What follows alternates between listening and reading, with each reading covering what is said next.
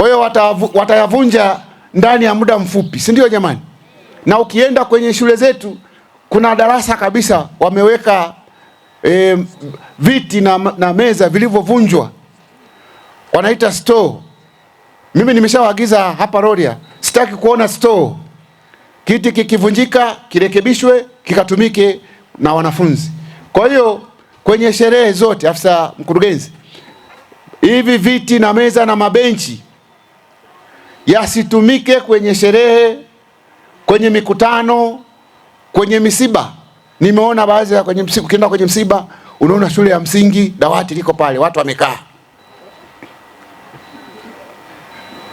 Kwenye mkutano pale wa mkuu wa wilaya, si ndio? Unaona dawati limesogezwa pale, NMB, si ndio? Stroke sijui ngapi. Tunataka haya madawati yadumu kwa muda mrefu, na yakidumu kwa muda mrefu ni kudhibiti matumizi yasiyo sahihi. Kwa hiyo maelekezo yatolewe ili vifaa viweze kudumu kwa muda mrefu, vinahitaji kutunzwa na kutumika kwa usahihi. Ndugu zangu mlioshiriki hapa,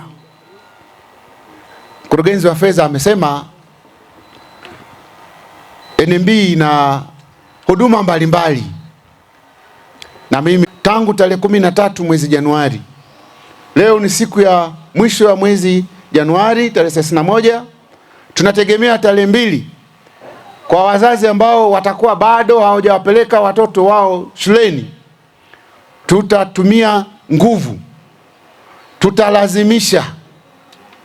Kwa hiyo kabla hujalazimishwa, wale wanafunzi wa form 1 ambao wanatakiwa waanze shuleni, waanze masomo, hawajaanza shule mpaka Jumatatu, tutatumia nguvu ya serikali. Tutawasaka hao wanafunzi, tuhakikishe wote wamepelekwa wapi? Shuleni. Na tumesema kwa wilaya yetu ya Rorya, tumesema hawa wanafunzi walipoti shuleni hata kama hawana mahitaji yoyote yale ya shule. Sijui hana uniform, sijui hana viatu, sijui hana madaftari, hana kalamu. Jukumu la wanafunzi, jukumu la mwanafunzi au haki yake ni kupata nini? Elimu. Hilo ndio kazi yake. Kazi ya kutafuta yale mahitaji ya msingi ni kazi ya wazazi. Kwa hiyo mwanafunzi asibaki nyumbani kwa sababu hana mahitaji yale yote ya muhimu. Ofisi yangu ya mkuu wa wilaya ya Rorya ikishirikiana na mbunge, ofisi ya mbunge wa Rorya na wadau mbalimbali, tumeshapata misaada kidogo. Tumeshapata mabegi, nimepata pale madaftari 900, nimepata pia mabegi, nimepata kalamu za kuanzia zile kaya ambazo zitakuwa hazina uwezo kabisa.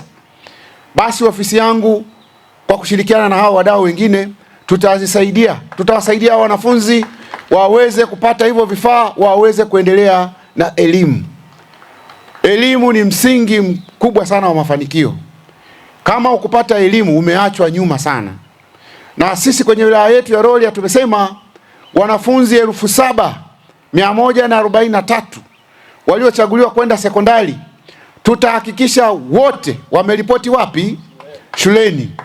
Hatutakubali hata mmoja abaki nyuma, ili wazazi wapate nafasi ya kumwozesha, wapate mahari, ili wazazi wapate nafasi ya kuwapeleka kwenye kuvua. Kwa hiyo kuanzia Jumatatu, mkurugenzi, toa maelekezo kwa watendaji wa kata na vijiji, tuwasake hao wanafunzi popote walipo, waende wapi? Shuleni. Tukimkuta na kaptula, hana shati, akiwa kifua wazi, aende wapi? Aende shuleni, si ndio? Akifika pale shuleni, wakuu wa shule wote wameelekezwa kwamba hawa wanafunzi wakifika shuleni wapokelewe. Halafu tutafanya utaratibu wa kupata yale mahitaji yao yote ya msingi. Kwa hiyo kwenye hilo sekta ya elimu, ili vifaa hivi viweze kutumika kikamilifu na vilete matokeo yanayotakiwa, basi wanafunzi wanatakiwa wawe darasani. wavitumie sasa, si ndio ili baadaye waje kufanya kazi kwenye taasisi mbalimbali kwenye nchi yetu. Tunataka baadaye waje watoe huduma hapa kwenye hospitali hii ya Shirati hapa kuwahudumia wananchi. Tungependa pia hao wanafunzi watakapofaulu kwenye masomo yao waje kuwa wafanyakazi wa benki ya nini, ya NMB. Wangapi wanapenda kufanya kazi benki ya NMB hapa? Wangapi wanapenda watoto wao waje wafanye kazi benki ya NMB? Wanyoshe mkono. Naona wazazi wako pale.